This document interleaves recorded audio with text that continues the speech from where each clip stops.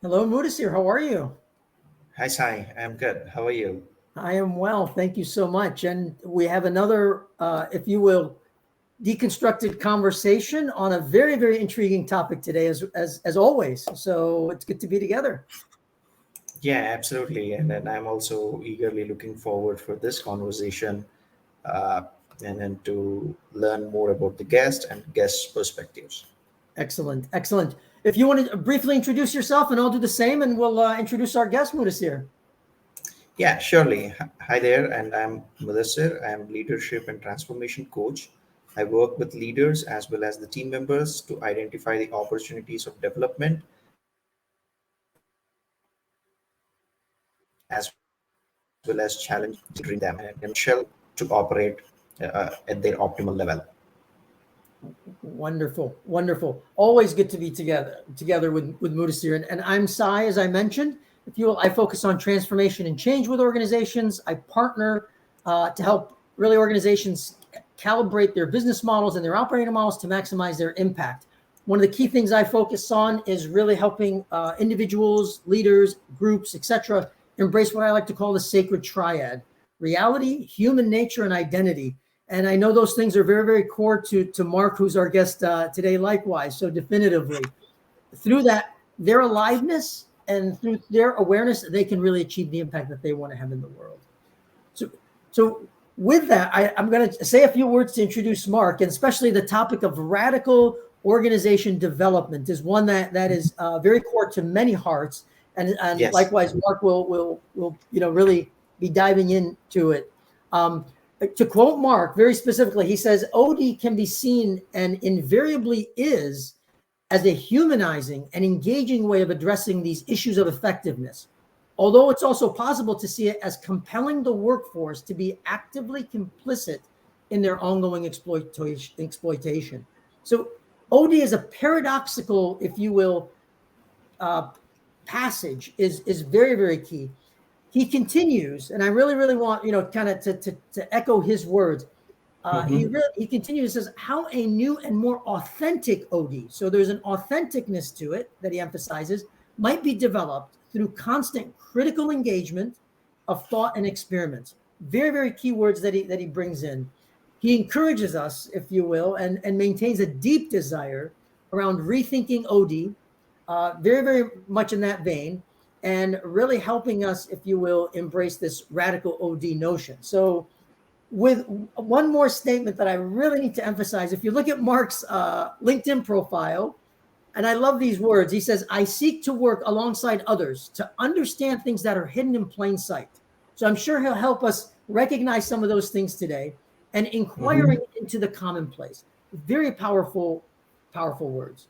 With not much more to say, if you will, welcome Totally. Mark into the conversation.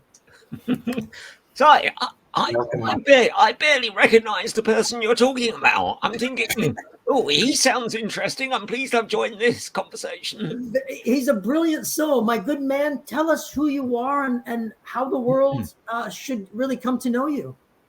Oh, that's a good challenge. Well, so I'm Mark Cole. I've worked in and around developmental activity for, I calculated the other day, it's over 40 years, which is a quite depressing figure when you say it out loud. So I started doing something called employment development, which was trying to support a better profile of the workforce for a National Health Service organisation in the UK. They're a London based organisation and they attracted all of their workforce from outside of London in the green suburbs, but rarely recruited in the areas where they were trying to serve their population. So boroughs of Lambeth and Southwark and Wandsworth in London are quite deprived areas, but very few people have the opportunity to go and work at this large organisation. So my job started thinking about how do we encourage people to think about going to work for St Thomas's Hospital, which is what it was called. Then I kind of moved into workforce development and did the standard learning and development stuff. Then kind of graduated into organisational development. And then 6 years ago, I was lucky enough to join an organisation called the NHS London Leadership Academy. And the job of that organisation is to support everyone working in health across the capital in this country to think about leadership, to think about its practice, and to think how they want to step into it when those opportunities present themselves. And as I did that for the first time in my working life, I suddenly realized that the job was giving me time and space to think. And for most of us in corporate life, we're just constantly busy. We're like a rodent on a wheel going round and round and round and round. And the culture is constantly, you've got to be busy. Or that's enough talking, let's just do something. And I suddenly thought, actually, I've got the luxury here to just step back a bit and think about the work I'd done for all those years. And I started to really critique it. I thought, what have you been doing? I kind of immersed myself in a space where I thought, as you said, OD as a practice is meant to be humanistic, democratic, participative. But as I started to think about it, I thought those things seem to be illusions to me. Those things are just a veneer on top of the stuff I do, which is to serve the managerial agenda in every context. Right. So I started to write a book, and I think I said to you, Si, when we had the original conversation, I thought to myself, oh dear, this book's going to be an 85,000 word resignation letter, because I was literally saying, I don't want to do this anymore, I don't want to do that anymore. So I had a responsibility at the back end of that book to put a more positive chapter that said, here are 7 things that I think anybody working in OD who wants to get back in touch with what people say are the foundational elements of OD. Here are 7 things we need to do. So that's where I got to. Then I started to work with my colleague John Higgins. We started to have a weekly conversation about corporate life, which was really 60 minutes of moaning. It was, why do we have to put up with this? How can this continue? It's those kind of conversations. And off the back of that, we wrote a book together called Leadership Unraveled, which looks at the myths, the paradoxes of organizational life. And then lastly, John and I have just put in the manuscript for a 3rd book, which should be called The Great Unheard. It's a piece that's looking at people's experience of the pandemic from a corporate perspective. What were the leaders doing? What was happening in the organization? Lots of interesting stuff coming through, particularly from a health service perspective. So that's where I am today, and that's why you generously reached out. We had a conversation. I'm delighted to come and talk to you today. Beautiful. Great. Thank you, Mark, for your introduction and your journey, how you started and till now. So to set the stage and to bring in our audience into the conversation, and then not just me, I'm sure others who have read the book and also watching us live would be intrigued to know why radical OD. In other words, what is the challenge or the issue what we have with the traditional OD? Okay.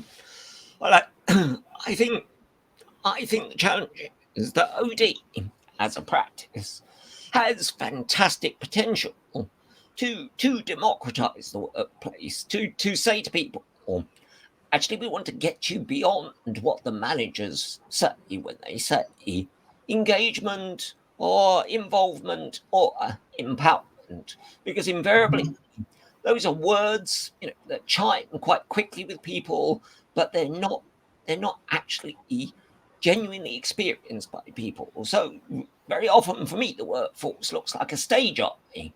They're brought on to some event. Somebody like me as a facilitator turns up and says, we want to hear your voices. And then they go back to work and I sit there writing it up and codifying it and distorting what they've said and give it to the managers who say, oh, yeah, we hear this. But in actual fact, they're not actually hearing what has been said. They're hearing what they want to hear. So Exactly. I think an OD practice that kind of turns its back on propping up organizations, turns its back on just trying to put polish on situations that are quite difficult for people, whether you're a manager or somebody employed in an organization, not just trying to get people through a process, but actually opening up a space where organizations actually start to have conversations. Mhm. So one of the facets of the kind of revised OD, the radical OD that I talk about, is the important stuff that Carl Veit talked about back in 1969, where he said, you have organizing and you have organizations, and the organizations tend to get in the way of getting stuff done. Whereas the organizing is where people are coming together, they're talking to one another, they're getting stuff done, they're finding quick ways of doing it, they're finding back ways to get stuff done.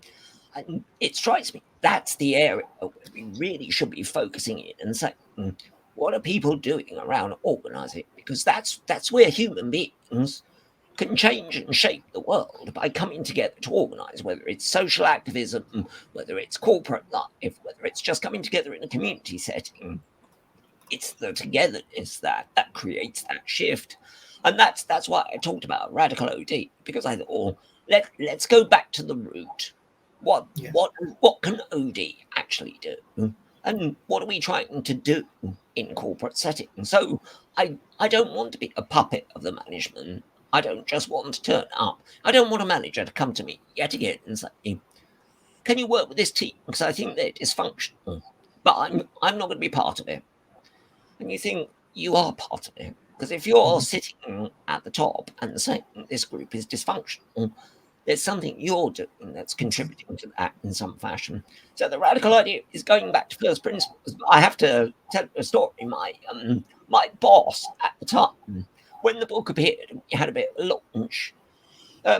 She'd had slightly too many of the glasses of wine I generously provided for the book launch, and she put her hand up as we did a Q&A, and she said, "Radical OD, nobody's going to buy that, are they? Nobody's going to buy that consultancy." I guess that's true. A lot of the work I'm doing around radical OD is to put challenge out there and to say, could you just try and think about things differently? I don't expect you to come to me. I don't expect you to just think about the world differently. Just step to one side and take a different perspective. Anyway, we'll just here. I'm filling the space. I notice on these platforms I'm horribly disinhibited, so do feel free to interrupt me. All good. All good.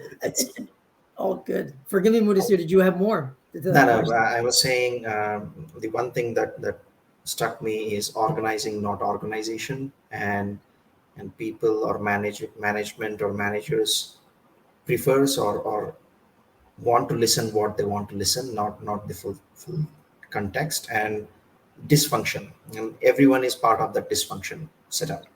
Wonderful. Go ahead, Sai. Thank you. Mark, I would love your elaboration on, because of the distinction, organizing versus organization. A lot of folks, if you will, and I'll keep it general, I'll say folks, leverage organization, not organizing, as a source of power. Yeah. Yeah. So really, your thoughts on how power begins to play into the picture as within that context. Yeah. So I think it's unavoidable. But what's really interesting is in most areas of our lives, we are content to acknowledge the presence of power. So we will talk about, if we're in a liberal democracy, we will talk about power quite openly. Who has the power? Can we have the power? So power is in common currency. It's a conversational topic in a political sense. It's sometimes the case in a social sense, and sometimes even in a family sense. We'll say, who's the powerful person in the family? And we will openly talk about those topics. Where we refuse to talk about power, partly because I think managers just can't get to grips with it, is in the corporate setting, is in organizational life. We just will not accept it. We do two things, one of two things, I think. We either bracket it off and say, we haven't got time to talk about that now, we'll come back to it, or we just disappear it and say, well, it's an organization, power doesn't exist here. So all of my work these days is to say to people, you are given permission to talk about power in an organizational setting. So I run some workshops for the NHS in the UK, which are called Unpacking Power. and what's really interesting is not what I deliver, the content, the delivery. I assume that works for people. What people really value is coming off the zone. That's the first time we've talked about that in that sense. So I do think you're right. You're absolutely right. That positional power that you find, particularly in that early work by French and Raven, where they talked about the social bases of power, that talks a lot about positional stuff. I'm at the top of the tree. I control rewards. I can control punishment. But my take on power is slightly more nuanced than that. It owes a lot to Michel Foucault in terms of I recognize that I am an object of power. Power acts on me. But I recognize no matter where I sit in the organization, I act on others through power because it's a mesh of power rather than just a straightforward job. So I think that's why the organizing thing is really important, because you can start to say what's going on here. You can show me the organizational diagram. It's very pretty, and it tells me who's got the fanciest title and who gets paid the most. But that's all it tells me. It doesn't tell me how the work gets done. And I saw a great article recently where somebody had said, if you ask anyone to talk about their workplace, you say, what is the shape that you associate with your workplace? It's always a pyramid. It's boss at the top, some people in the middle, and people at the bottom. It's performers, managers, performers, managers of managers. And I read this article that said what that does is to reproduce the idea that hierarchy is a natural thing. Well, in actual fact, for human society, it is not necessarily a natural thing. It's something we've grown up with, but we can set it aside when we choose. So if you take your pyramid, get your organogram, and instead of looking at it straight on, flatten it and look down on it, then you can start to look at the nuanced connections that are going, and that's where the organizing takes place. So to summarize, I think the danger with organization, particularly the formal type stuff, is that's where people feel that they're able to mobilize power. But as I say, I think power resides in all sorts of relationships in organizational life. And unless we talk about that openly, we're hiding away something that's intrinsic to our corporate life. Yeah. We're neglecting the reality of it, and then we associate a negative connotation with power, because power can be used to manifest a lot of positive impact in the world, and that definitely causes paradoxical challenges. Most definitely. And on that note, Sai, and I say this quite often. A lot of the people who are in those powerful positions, they don't realize what sort of power and what sort of responsibilities and accountabilities they had. Particularly dangerous. I think that's right. And it always worries me when they've convinced themselves that they're not powerful. So they say, "No, look at me. I'm a nice guy, or I'm a nice person, and I'm not powerful." But everyone in the organization is looking and thinking they're powerful. So that pretense is a complete nonsense, and it's quite dangerous. So, my view is particularly senior leaders. If you get up to the C-suite, they've got to own that power. They've got to recognize it. They've got to acknowledge it, because otherwise, they have a distorted view of the world, as John, in his work with Megan Rates, points out. If you just got people up and down the line telling you what they think you want to hear because you're a powerful individual, you have a skewed picture of the world completely. And John and Ben and Megan wrote a fascinating article for Harvard Business Review where they criticized that old phrase about "my door is always open." Well, what's wrong with that statement? Well, there are a number of things wrong with it. First of all, you've got a door. Okay, well, I'm in the open plan, but you've clearly got a door. And secondly, it's not an open invitation. It's you come to me if you want me. I'm not going to come out to you. So everything about what we're meant to understand as good leadership disappears in that phrase, even though it looks like a generous phrase, which is another reason. See, I talk about radical OD because it's about critiquing everything about the common sense, commonplace world that we exist in. Not to destroy it, not to make it unravel, but just to sense check it and to make sure it's still correct, and to assess what's wrong with it, because we all know that if we're familiar with something, we just don't see what's wrong with it very often. Very, very well said. Mark, I would love to have your thoughts, if you will, on the particular word radical, if you will, because a lot of people will associate with radicalization or extreme, but definitively would love to have your thoughts there. Yeah. Well, it's got a long history, I think. Yeah. So to put some context in, I started my life as a Marxist, my adult life as a Marxist. I said proudly, I'm a Marxist, and I clenched my fist and waved red flags, and I could sing the Internationale. And then gradually, I thought, I'm not quite so happy with what that means. And I started to read more of the kind of post-structural stuff. So once you start to read Foucault, you begin to think, oh, okay, this isn't quite as straightforward as perhaps I thought. So when I came to thinking about what was it that I wanted different in the OD, it was about going back to, as the word suggests, going back to the root. To the very root of the issue. So not dealing with the superficial, but saying what is underpinning this, what is it that's supporting this, and how can we start to unpick it?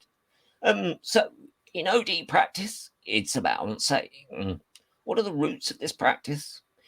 Where has it come from? What are people talking about? It's as Foucault talks about, a kind of genealogy of that practice to tease it apart. But similarly, just corporate life. Why is a manager coming to me as an OD practitioner and saying, can you fix this team? Because if I just do it at face value, I'm not looking underneath. And the other recommendation I give to people is to have a look round corporate life, pick up a strategy, a document, the minutes of a meeting. And lots of people talk about deconstruction and Jacques Derrida, and life's too short to read cover to cover. But the basic principle is, if you look at a text like that, and you do it with a really open mind, it begins to unravel. It begins to untie itself. Bits come loose. You can start to see it differently. So the radical piece is about going back to the root, but it's also acknowledging that actually you're just going to take a different perspective on the world. You're going to look at it differently, which is a challenge, and it's not a comfortable thing to do. I'd be perfectly satisfied perhaps to just sit and let the world wash over me. But these days, I don't allow myself that luxury anymore. No. So in reality, I find myself torn in two places. So I have a salaried role in the NHS, and I look around and I think, that's an issue. That's quite interesting. Oh, where's that tension coming from? Whose voice is that? Why are the subaltern voices not being heard? What inclusion implications of this? What are the power implications? You begin to question everything. But I'm quite limited in a salaried position to be able to challenge that, because your boss will just say, if you don't like it, just leave the hook. So there's something about just interrogating the world enough to be able to put some challenge in the space to say, is this right? Is this how it should be? Could we do it differently? Could I talk to some people about doing it differently?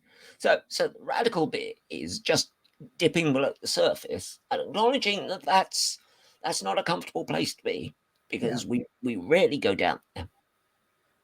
Mark, the picture that you paint is so real, because exactly to your point, there are people that are, I'll say, in salaried places, if you will.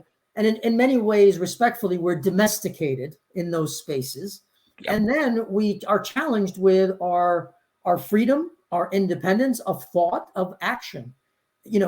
Kind of respectfully, Mark, words of wisdom that people can really take away and say, this is what I can do today, wherever I find myself. Yeah. well, the second element in the book, in terms of the first, is work with power. And so, whatever the OD challenge might be, or whatever the management challenge might be, put power in the foreground. So think about your power. Think about the way in which the power acts on you. Think about that network of power, the capillaries of power stretching around you, and think about what that means, and have a conversation about it.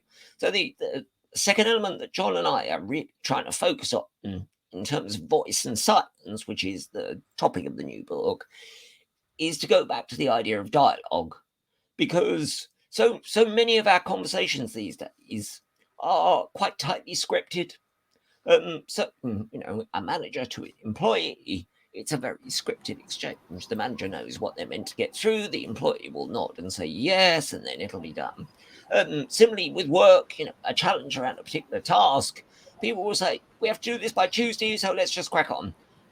But, just remember that as human beings, dialogue is the critical thing that gets us together as groups and gets us to do things. So a simple thing is just to say, actually, I'm going to talk about power, and I'm going to recognize that power will sometimes stop me from speaking, but I will want to step into that space and speak. And then you get to that second level, which is, Foucault talks about parasia, a classical term just meaning that you would speak the truth, even if it meant death for you. So I've not had any experience in corporate life along those lines, but it's early days in the 21st century. Who knows where we're headed? Yeah.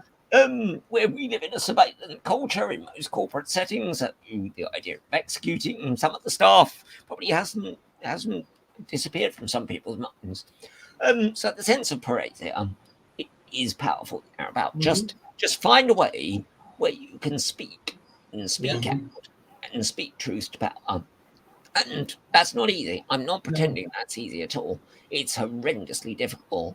But I was on a meeting the other day, and I looked around. It was a Zoom meeting, and I thought, I don't think anybody on this call agrees with what's being talked about. But everyone, including me, is going, yeah. And as human beings, given the intellect with which we are all blessed, how can we allow ourselves to get caught in something like that? I did think, what would it feel like to just switch in at this point and say, this is nonsense? Or can we think about this a different way? But I guess it's also about fighting the right battle. So as the father of an 8-year-old son, my wife always says to me, if he's playing up a bit, and I sound like my dad instead of me, she'll say, choose your battles. Choose your battles. And I guess that's the second element of that. Just be clear about where you can have the biggest impact, but just allow your voice to come out. Because it's not the person just that you're trying to speak to, because the senior leader, as I say, may not even hear it, but others around you will begin to constellate around you, because there will be a social element to that, and they will then feel permission to speak, and that in turn is a powerful movement. Yes.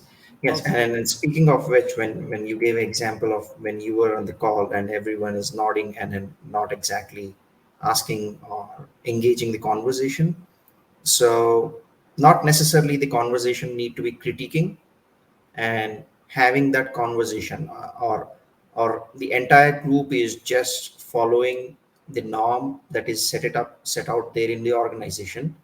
And if one feels that doesn't look right, and I need to speak up. However, as everyone is listening and nodding, no one wants to ask. So based on the radical organization development approach, what kind of tips that you want to share for such people who are going through that phase? Well, I guess a couple of things there to say. So there are two sociological concepts that really resonate in that circumstance. The first is the idea of the spiral of silence. So the idea that people kind of lock into a silence and find it difficult to break out of it. And certain people feel privileged to speak and others therefore don't. And then the second phrase, which I think is even more powerful, is about pluralistic ignorance. So exactly in that instance, people sitting there thinking, I'm not going to disagree with this because everyone else agrees and I'll look like an idiot. I guess the tip, I've just realised what it is, and it's my alarm going off. The tip would then be actually chance your arm and feel like an idiot, because invariably you're not. But you're right, there is a danger in corporate life where people then get labelled. And I make the point that I think people have kind of put up with me in many ways because they can say, oh, that's Mark, he's a maverick. You know, the phrase maverick, it's not completely negative, but it kind of just deals with you in a particular way. The worst one is he's a bit of a rebel. And a rebel, is not wanted. But I think that kind of terminology just stops us from just finding our voices and offering up that observation and shattering that pluralistic ignorance. So I think my tip would be we all have to find that voice and to start to articulate it. I mean, there's an interest. I always make this point because it's really important. I get away with all sorts of things in meetings because I'm a white man of a certain age. I get called maverick. If I was a young black man and behaved in the way I behave in many corporate settings, I suspect I would be, referred to HR. I'd probably have disciplinary stuff against me. There'd be regular conversations. More than anything else, I'd be labelled as difficult or a bit of a problem.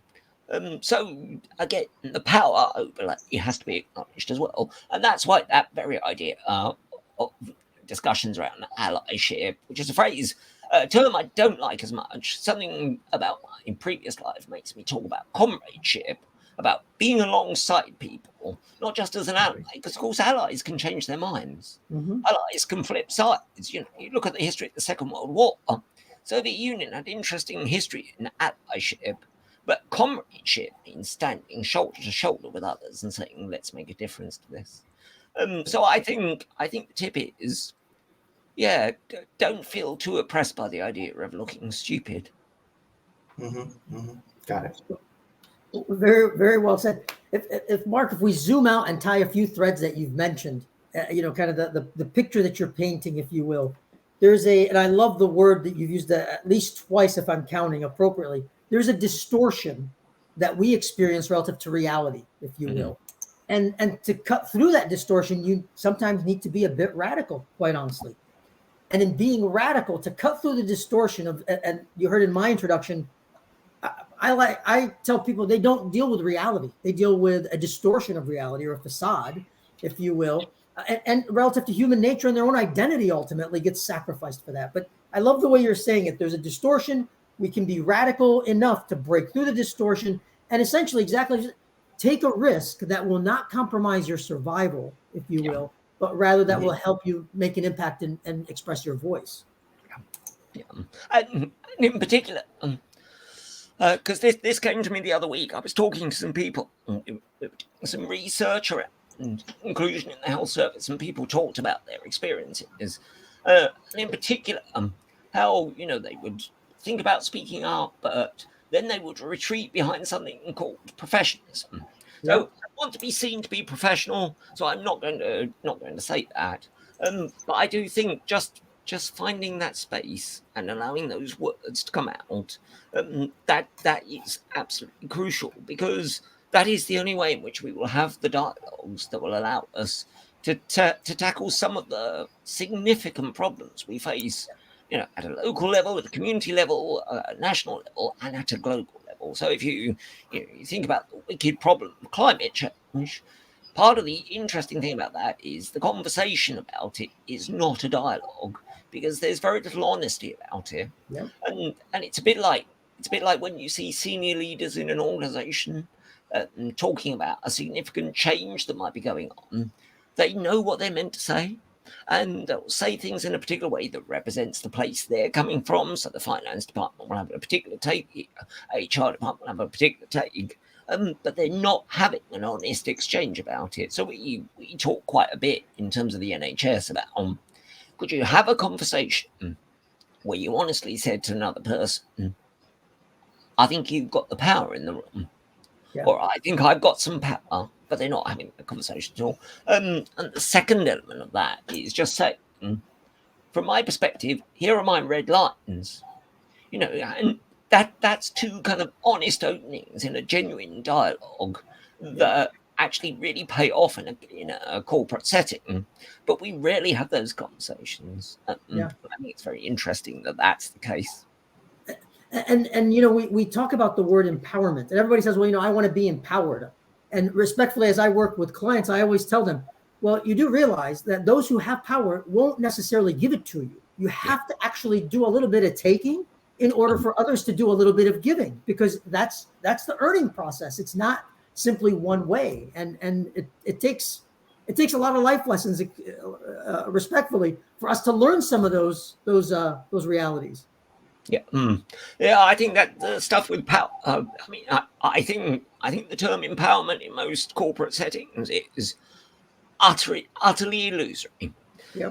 I think it's a sham, actually. And that's not to say that whomsoever might be promoting that agenda, it could be genuine. I don't want to denigrate anybody. One of the important things in my thinking over the past, particularly 2 years, is not to take against people, but to think, what pressures are they under? Where are they coming from? What are they carrying? It doesn't matter how high up the tree you are, there's somebody always just above you making your life a little bit more difficult. So there's something about just allowing people to be honest and say, okay, let's have that exchange and that conversation. But it does have to be completely free and open. And it just has to remind me that I've lost the thread of the question, so just get me back on track. You're always on track, my good friend. It's around power. I mean, you've said it perfectly. We subscribe to illusions that give us comfort, if you will, relative to whether it's empowerment or safety is another key word, or numerous other words that we encounter in the workplace, quite honestly. So that's it. Go on, sorry. Forgive me. And even in our conversations, I've passed 3 times. I have a very, very explicit relationship with death, quite honestly. And it is death that allows me to experience the fulfillment and the beauty of life. Otherwise, if I were to ignore death, aka ignore power, if you will, it would be a very different experience of what it means to be alive. I wouldn't be alive. Right. That's such a powerful way of putting it. That's a really significant and very human way of thinking about it. I'm borrowing that. Thank you. You're not boring at all, my good friend. No, I'm borrowing. I'm having that because I think that's a really fantastic way of viewing it. So to go back to empowerment. The other issue about that is, of course, is empowerment within the context of an organization that's not talking about power. Looks like a gift, but it's a gift that can be snatched back. So it's something that is given. But it can just be taken back at any point. Right. So people in organizations look at that and think, why would I want the pain of taking on that empowerment when you can come and snatch it back from me anytime? And of course, there's lots of conversation about holocracies and post-bureaucratic organizations and flat organizations. But if there's one thing that Foucault teaches us about power, is it doesn't matter what it looks like, underneath there's power. And the same with empowerment. People say, well, the managers gave us the power to go and do this. And you think, no, actually what they did was delegate a task and they called it empowerment. So again, it's the kind of a sleight of hand that goes on in modern management, and which OD tends to serve, that is really problematic and needs to be constantly challenged. Yeah. I know we're running up on time. If I got one more question, we have to ask Mark, if that's all right. I think to kind of bring some of the things together. As you reflect on, if you will, I'll say the state of the world, the state of the practice, the state of the practitioners of OD. Is OD as a practice, if you will, really mature enough And are practitioners mature enough and ready for what you're suggesting and what you're putting out there? I mean, are we ready, Mark? Because you're really challenging a lot of practitioners out there, my good friend. Right. Yeah, and that's an important challenge, because I suspect, if I own the feelings, I would say there are some instances where I'm not ready. Yeah, that's one of the great virtues of having one foot in a kind of salaried camp. It's a reminder constantly about what limits me, what constrains me, what stops me from embracing a practice that would be really, as far as I can see, as radical as it might be. So I think we've got a way to go. Whenever I talk about radical OD, I tend to attract one or two people that are suddenly really enthused, because I think it resonates with something they've been thinking for some time. But I think for many practitioners, there's a sense in which it's going to take a bit more time. And perhaps I have to articulate some of these arguments better to try and make them slightly more persuasive. And I think, at the end of the day, we're all faced with the dull compulsion of the economic. And so every month they give me money. And that money, particularly in the current circumstances where obviously prices for gas and such like are going through the roof, that's a very reassuring thing. So we tend to compromise ourselves because that money is always there, and we live in a capitalist society that requires us to have money.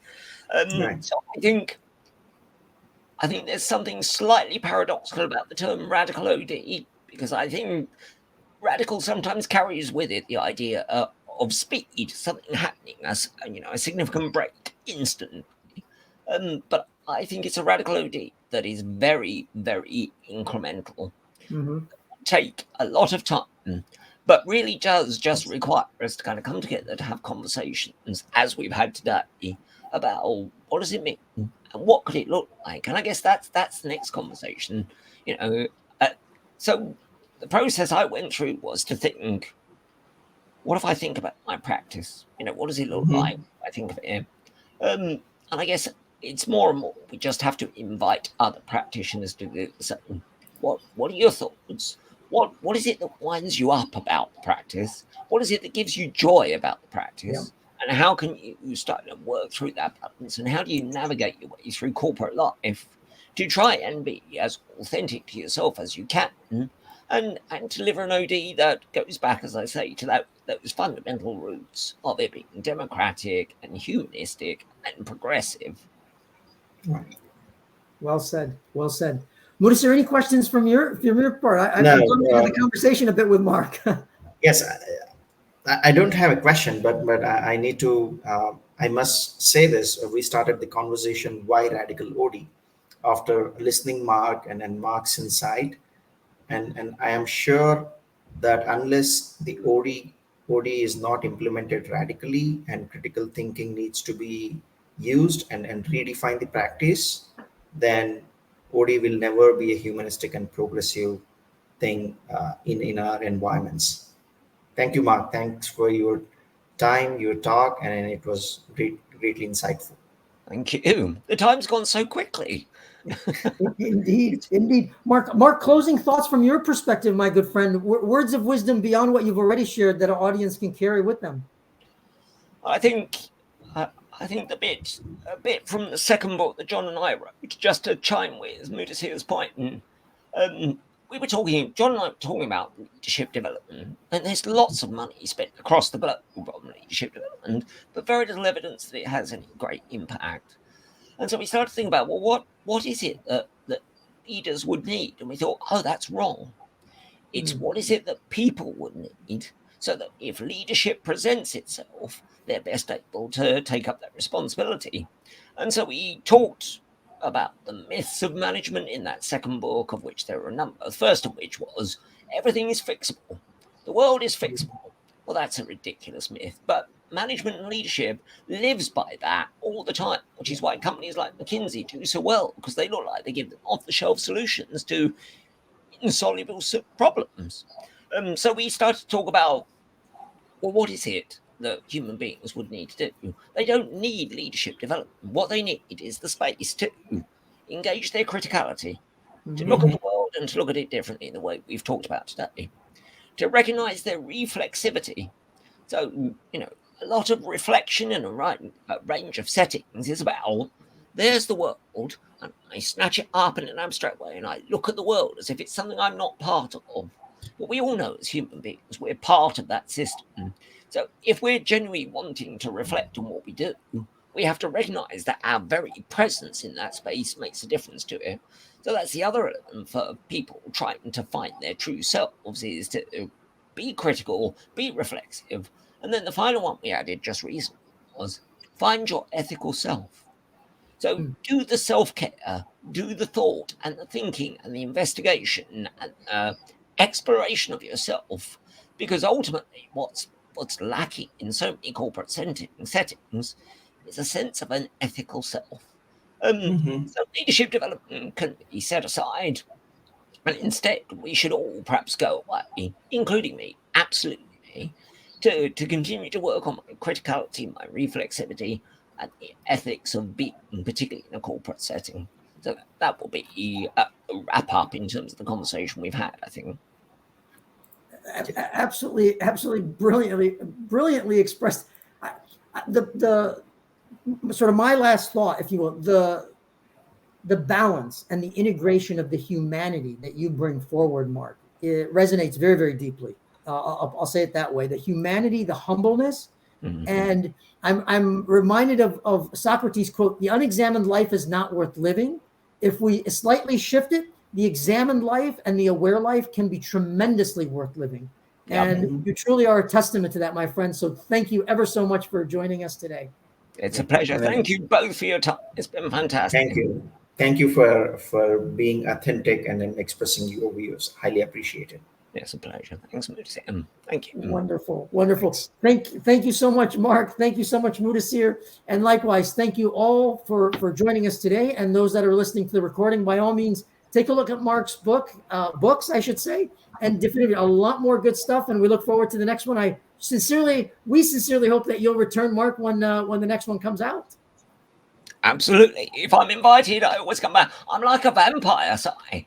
Once you invite me over the threshold, you can't get rid of me. So we would never think that. So definitively, the door is always open, my good friend. It doesn't exist between us. It is always open in the space. Thank you both so much, and take good care. Without lock, no lock. Thank you. Thank you. Bye-bye. Thanks.